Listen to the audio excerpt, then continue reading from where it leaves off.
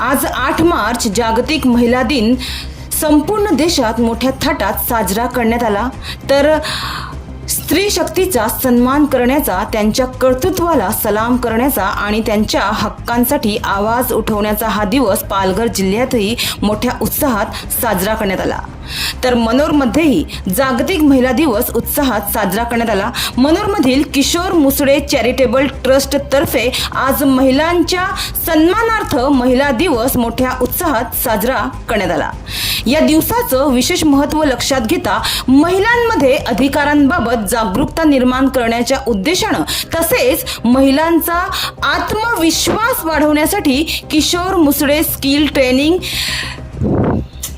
या दिवसाचं विशेष महत्त्व लक्षात घेता महिलांमध्ये अधिकारांबाबत जागरूकता निर्माण करण्याच्या उद्देशानं तसेच महिलांचा आत्मविश्वास वाढवण्यासाठी किशोर मुसळे स्किल ट्रेनिंग इन्स्टिट्यूटमध्ये TDCC बँक शाखा व्यवस्थापक रुचा नाईक, पालघर जिल्हा पंचायत समितीच्या माजी सभापती Ranjana Mhaskar Gholap, HDFC bank officer Aarti Chaturvedi या मान्यवर महिलांच्या उपस्थितीत महिला दिनानिमित्त मार्गदर्शन कार्यक्रम राबविण्यात आला होता। यावेळी KMCT सेंटरमध्ये शिकणाऱ्या ग्रामीण भागातील महिला व तरुणी यांना उपस्थित मान्यवर TDCC बँक शाखा व्यवस्थापक रुचा नाईक यांनी बँकेविषयी माहिती दिली।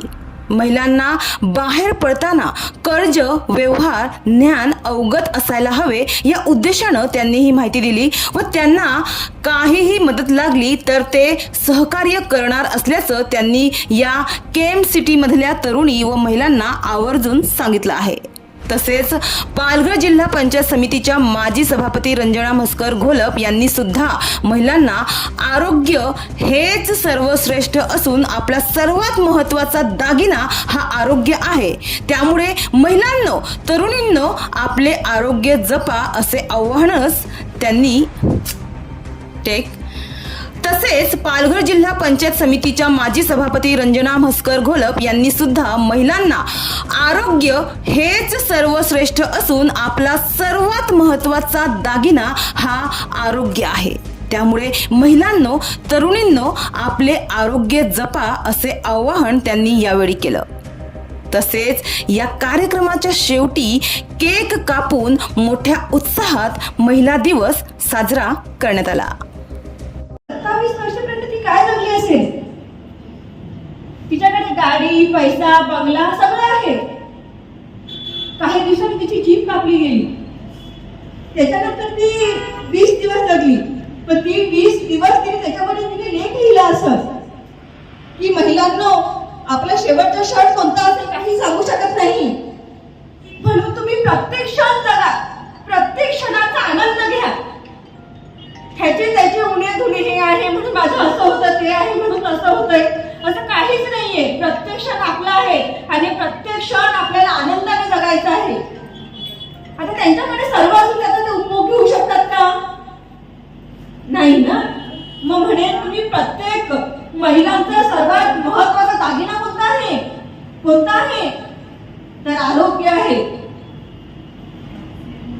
आरोग्य ज्याचं चांगलं त्याचं पूर्ण आयुष्य भविष्य चांगलं। ज्याच्याकडे पैसा आहे परंतु जर उकडलेल्या भाज्या खायची वेळ आली मग तो पैसा काय कामाचा? बरोबर? पैसा आहे 10-15 लाख रुपये त्यांची बचत आहे। सोबत त्यांनी लोन घेऊन त्याचं रिपेअर पण पद्धतशीर चालू आहे।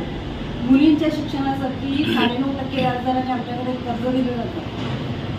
त्याच्यासाठी जामीन दराची अट पण फार कमी आहे। गरजू महिलांसाठी प्रत्यक्ष तुम्हाला काउंटरला कधी कधी काय असतं, गर्दीचा भाग असतो, महिलांना व्यवस्थित गर्दी असल्यामुळे थोडंसं मार्गदर्शन करायचं झालं तर कर्मचारी पण आमचे हेडेक असतात।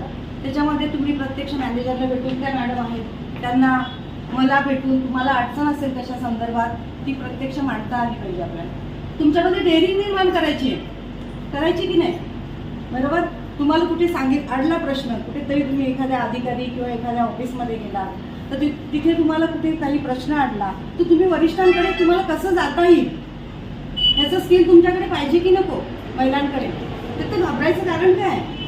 काहीच नाही। तुम्ही जोपर्यंत तुम्ही त्या ठिकाणी पोहोचत नाही ना तोपर्यंत तुम्हाला काही व्यवस्थित तुम्हाला मार्गदर्शन मिळणार नाही.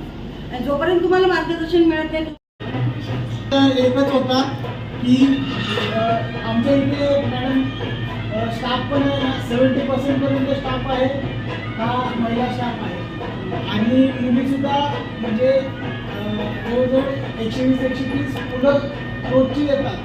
आज मुलांना सुट्टी दिली आणि फक्त मुलींना आणि महिलांना महिला दिनानिमित्त बोलवले.